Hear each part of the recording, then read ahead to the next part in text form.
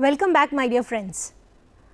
So, we have seen what complex variables are, we have defined functions, we have come to analytic functions, harmonic functions. Now, you know how to find an analytic function if the real or imaginary part is given. You know what are orthogonal trajectories, what is its significance in the analytic function, etc., etc. When we have started with the complex functions, we have seen that your functions can be represented as mappings. But here your function f of z is equal to u plus iv, where u and v are functions of real variables x and y. So, in order to represent w is equal to f of z, you need two parallel planes. You identified one plane as z plane and the other plane where you map the image of w is equal to f of z as the w plane. The complex function w is equal to f of z, which you write as u of x y plus I v of x y, can be also considered as a planar transformation. That means, you can represent it in a plane. We also call w is equal to f of z as the image of z under f. So, in this figure, as I have told you, we need to have two parallel planes. One of the plane you identify as the z plane and the second one as the w plane, where in your z plane you mark your x and y axis as the real and imaginary axis, whereas in the w plane you have the corresponding u and v as the real and imaginary axis. So, under the function w is equal to f of z, each point, say you have 3 points z1, z2, z3 in the z plane and their images which are plotted in the w plane, w1, w2, w3. So, z1 goes to w1, z2 goes to w2 and z3 goes to w3.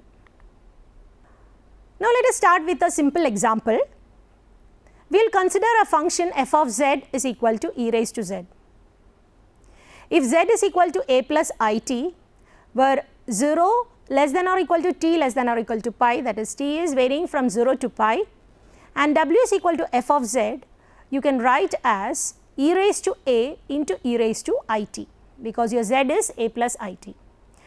Thus, this is a semicircle with center w is equal to 0 and radius r is equal to e raised to a.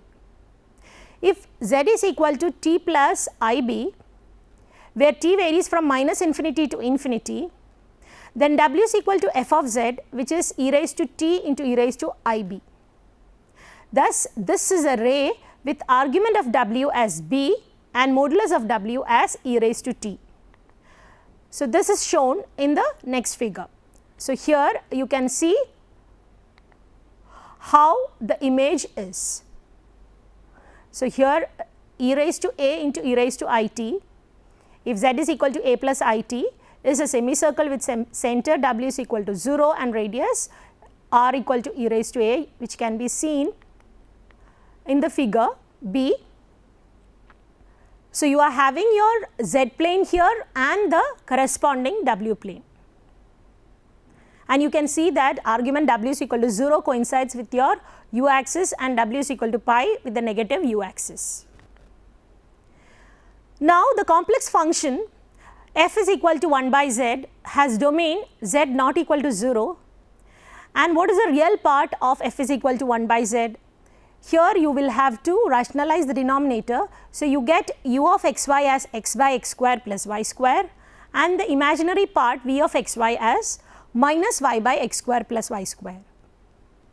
If a is not equal to 0, u of x y is equal to a can be written as x square minus 1 by a x plus y square, which is nothing but a circle with center 1 by 2a comma 0 and radius 1 by 2a. So, what is happening to u is equal to a constant? U equal to constant becomes, it is nothing but the circle with center 1 by 2a comma 0 and radius 1 by 2a. In the same way, v of x y is equal to b. For b not equal to 0 can be written as x square plus y plus 1 by 2b the whole square is equal to 1 by 2b the whole square, which is nothing but a circle with center 0, minus 1 by 2b and radius 1 by 2b. So, this can be seen in the figure. So, your circles which are having radius 1 by 2a, 0 and radius 1 by 2a, and similar circles with radius 0, minus 1 by 2a and radius 1 by 2a. So, let us see some of the basic transformations. The first one is translation. The function f of z is equal to z plus z naught is interpreted as translation, and the basic transformation rotation is given by g of z is equal to e raised to I theta naught into z, or else I can write it as gz is equal to some constant c into z, where c is a complex number. So, z plus z naught gives you translation and gz is equal to c into z gives you rotation. So, if you have to find a complex function that maps minus 1 less than or equal to y less than or equal to 1, that is a strip, to 2 less than or equal to x less than or equal to 4. See, from the figure we can see that minus 1 less than or equal to y less than or equal to 1 is first rotated through 90 degree and then shifted 3 units to the right. So, the mapping can be written as h of z is equal to e raised to I pi by 2 into z plus 3. So, it is shifted by 3 units and it is rotated through 90 degree. So, that is nothing but I into z plus 3, where e raised to I pi by 2 is nothing, your imaginary constant I. See, if you see the figure, you can easily identify that your strip minus 1 less than or equal to y less than or equal to 1 is actually rotated through 90 degree and then shifted by 3 units towards the right. So, another basic transformation is magnification, which is given by the function f of z is equal to some alpha z, where alpha is a fixed positive real number. So, we have seen that rotation is also given by something like f z is equal to some c into z, but there the case was your c is a complex number. So, if your c reduces to a positive real number, then it becomes magnification. So, the modulus of this function w is mod of alpha into z, that is alpha times mod z. So, if gz is equal to az plus b and a is some r naught e raised to I theta naught, I am using the exponential form, then the vector is rotated through theta naught magnified by a factor r naught and then translated using b. So, if this is an example where we have combined all the 3 basic transformation, the translation, rotation and magnification. So, coming back, f of z is equal to z plus z naught, where z naught is a complex number, will give you translation. So, f of z is equal to a constant into z, where the constant is a complex constant, that is a complex number, will give you rotation, and depending on the modulus value it will be magnified. So, if your constant reduces to a real number, then magnification only happens, there is no rotation. So, in general, if I have a transformation gz is equal to az plus b, then you have magnification, rotation and translation happening together. So, if again suppose if we have to find a function that maps the disk mod z less than or equal to 1, and you know that it is your standard unit circle and the set of all interior points, which you denote as mod z is less than or equal to 1. So, you need to find out which function will give you the image as the disk w minus 1 plus I less than or equal to half. That means, it is a circle with center 1, 1 and radius half and set of all interior points inside it. So, actually what is happening? It is magnified by half, or else if we say contracted by half, and it is translated to 1 plus I. The earlier center for the circular disk mod z less than or equal to 1 is 0, 0 and the radius is 1. Now, the radius is reduced to half whereas the center is shifted to the point 1, 1. So, if I want to find a transformation W is equal to f of z in the form Az plus b, what will I be having? So, here modulus of A will give you the magnification. So, here in this case negative magnification is happening, which is your contraction. So, W is equal to half times Z plus the shift that has happened is 1 plus I. 0, 0 is now shifted to 1, 1. So, now let us see the power function. Say for example, f of z is equal to z raised to alpha, where alpha is a fixed positive number. Such a function is known as a real power function. So, here in this your z is having a real positive number as the power. So, you call it a real power function. So, in the figure, if z is equal to r e raised to I theta, so we are using the exponential form here. So, it becomes easy for you to find the image.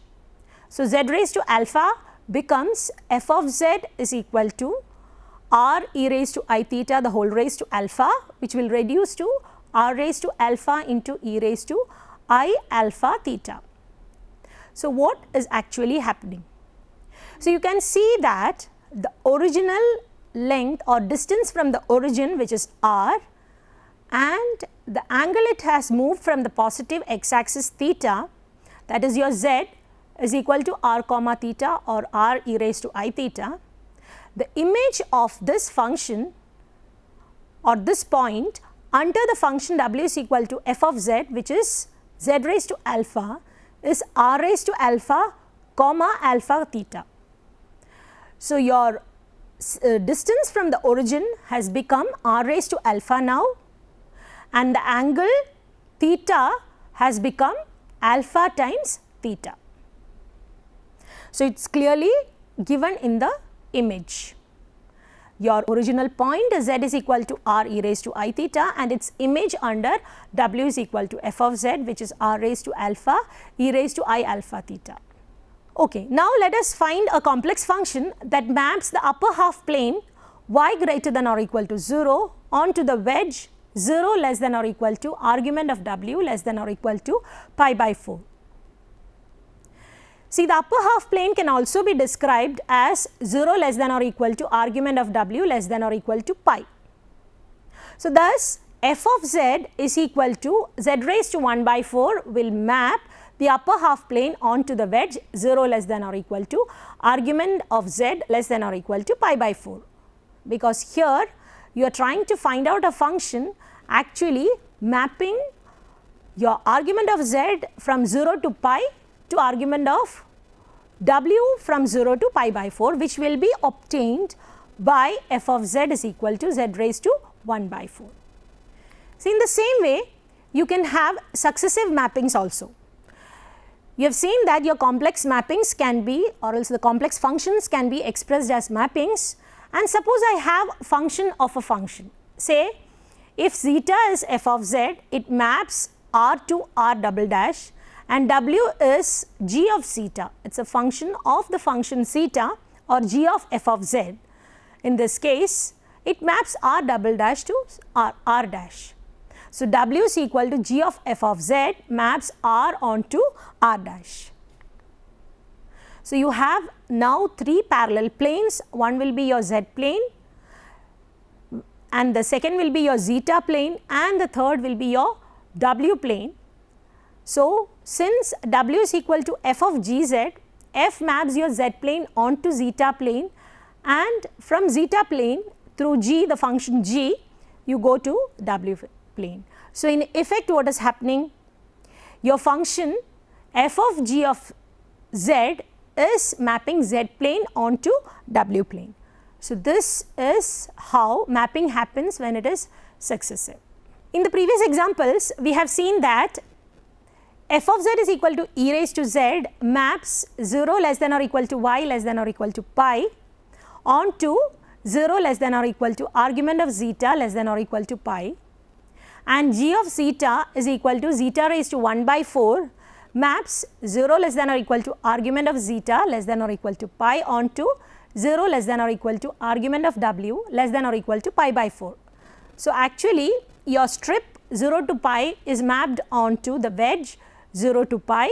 So, from z plane you are moving to zeta plane by the function f, and as in the previous example the wedge 0 to pi is mapped to the wedge 0 to pi by 4 under the mapping g of zeta is equal to zeta raised to 1 by 4. So, in effect if you have the mapping w is equal to g of f of z, you need to define it as g of e raised to z, and that is nothing but e raised to z by 4. So, if you have to express it as the successive mapping from the z plane onto the w plane going through zeta plane, the complex function w is equal to e raised to z by 4 will map your strip 0 to pi onto the wedge 0 to pi by 4 in the w plane. Suppose we have to find a complex function that maps argument of z between pi by 4 and 3 pi by 4 onto the upper half plane v greater than or equal to 0. So, again the mapping is from z to w plane. So, if we have to consider it as a function of a function, first we will rotate pi by 4 less than or equal to argument of z less than or equal to 3 pi by 4 by zeta is equal to f of z, which is e raised to I pi by 4 into z. So, then we magnify it by 2, that is w is equal to g of zeta is zeta square. Thus, the desired mapping is w is equal to g of f of z, that is e raised to minus I pi by 4 z the whole square, that is nothing but minus I into z square. So, if we have to consider it as a successive mappings from z plane to the w plane through the zeta plane, your function is nothing but w is equal to g of f of z, that is minus I z square, which will map the wedge pi by 4 to 3 pi by 4 in the z plane onto the upper half plane v greater than or equal to 0 in the w plane. So, now moving on to conformal mappings. We have just seen that how your function will be represented as mappings, and if you just see the maps, the given region and its image, how do you find out the complex function? And those are done just by using the basic transformations. Conformal mappings are nothing but angle preserving mappings. A complex mapping w is equal to f of z defined on a domain D is called conformal at z equal to z naught in the region D when f preserves that angle between the two curves in D that intersect at z naught. See, I have a z plane where I have say two curves C1 and C2, and the angle between those are the angle theta. Suppose I have a function w is equal to f of z that maps the curve C1 onto C1 dash and C2 onto C2 dash, still the angle remains the same. So, your theta has to coincide with phi, then I say the mapping is conformal. When I say the mapping is conformal or theta is the same or the angle is preserved, the angle has to be preserved both in magnitude and direction. If it is only preserved in magnitude, you say the mapping is isogonal. So, conformal requires a little bit more, it needs the angle to be preserved both in magnitude and direction. You please refer the figure, then modulus of z1 dash minus z2 dash the whole square is equal to mod z1 dash square plus mod z2 dash square minus 2 times mod z1 dash into mod z2 dash cos theta, or the angle theta is cos inverse of z1 dash square plus mod z2 dash square minus modulus of z1 dash minus z2 dash the square, the whole divided by 2 times mod z1 dash into mod z2 dash. In the same way, its image c1 dash and c2 dash, the correspondingly w1 dash and w2 dash, if we have to find the angle phi between the curves c1 dash and c2 dash, we get phi as cos inverse of w1 dash square plus mod w2 dash square minus modulus of w1 dash minus w2 dash square, the whole divided by 2 times mod w1 dash into mod w2 dash. This is the angle, this is how you find the angle in terms of your z1 and z2. So, if these two angles remains the same, then we call it conformal mapping. So, again, how is it having some relation to your analytic function? So, let us see this theorem statement which says if your function f of z is analytic in the domain D and f dash z is not equal to 0 at a point z naught, then f is conformal at z equal to z naught. So, let us quickly see how this is true. If a curve C in D is defined by z is equal to some z of t, then w is equal to f of z of t is the image curve in the w plane. So, we have w is equal to f of z of t and w dash is equal to f dash of z of t into z dash t. Suppose we have two curves C1 and C2 intersecting at a point z equal to z naught, then w1 dash is equal to f dash of z naught into z1 dash and w2 dash is equal to f dash of z naught into z2 dash. Since f dash of z naught is not equal to 0, we can use the definition to find angle, that is phi is equal to cos inverse of, if we substitute for w1 dash and w2 dash in the previous formula, we get phi as cos inverse of f dash of z naught into z1 dash square plus mod of f dash z naught z2 dash square minus modulus of f dash z naught z1 dash minus f dash z naught into z2 dash square, the whole divided by 2 f dash of z naught into z1 dash mod f dash z naught z2 dash. This is nothing but we have just substituted your w1 dash and w2 dash, what you have obtained in the function or else in the expression to find the angle.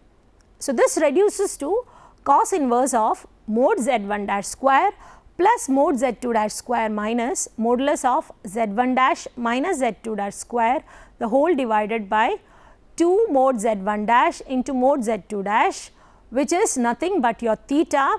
So, what is theta? Theta is the angle between the curve C1 and C2, and here phi is the angle between the curves C1 dash and C2 dash, which are the images of C1 and C2 under w is equal to f of z. So, what can you say about the analytic function f of z is equal to e raised to z? Is it conformal? See, as per the theorem, your function f of z, if it is analytic and f dash z is not equal to 0, then it has to be conformal at all the points. So, what can you say about f of z is equal to e raised to z? What is its derivative? Its derivative is f dash z, it is again e raised to z and which never becomes 0. And you know that f of z is an analytic function and its derivative never becoming 0. What does it say? According to the theorem, your function f of z is equal to e raised to z has to be conformal at all the points in the z plane. Now, suppose gz is equal to z square. What can you say about that function? Still it is an analytic function and its derivative is nothing but 2z, but it becomes 0 when z equal to 0. So, your function gz is equal to z square will be considered as a conformal mapping, but at all points except z equal to 0, because g dash z becomes 0 at z equal to 0. Now, consider the vertical strip minus pi by 2 less than or equal to x less than or equal to pi by 2, which we call as the fundamental region of the trigonometric function w is equal to sin z. A vertical line x is equal to a in the interior of the region can be described by z is equal to a plus it, where t varies from minus infinity to plus infinity. See, if I expand your sin z as sin of x plus iy, it is nothing but sin x cos hy plus I cos x sin hy. Also u plus iv is equal to sin of a plus it, that is sin a cos ht plus I cos a sin ht. And since you know that cos h square t minus sin h square t is equal to 1, becomes u square by sin square a minus v square by cos square a is equal to 1. So, the image of the vertical line x is equal to a is a hyperbola with plus or minus sin a as u intercepts, and since minus pi by 2 less than a less than pi by 2, the hyperbola crosses the u axis between u is equal to minus 1 and u equal to 1. Note that if a is equal to minus pi by 2, then w is equal to minus cos ht. The line x is equal to minus pi by 2 is mapped onto the interval minus infinity closed minus 1. Likewise, the line x is equal to pi by 2 is mapped onto the interval 1 comma infinity. So, let us conclude what all things we have learned in this session. As we have discussed in the beginning of complex variables, we just saw how a complex function is also treated as a mapping. We have seen some examples in which by seeing the images you were able to identify the function which maps the given region onto the image point. And also we have seen what is conformal mapping and how is your analytic function related to conformal mapping. Thank you for watching. We will continue with this topic in the next session.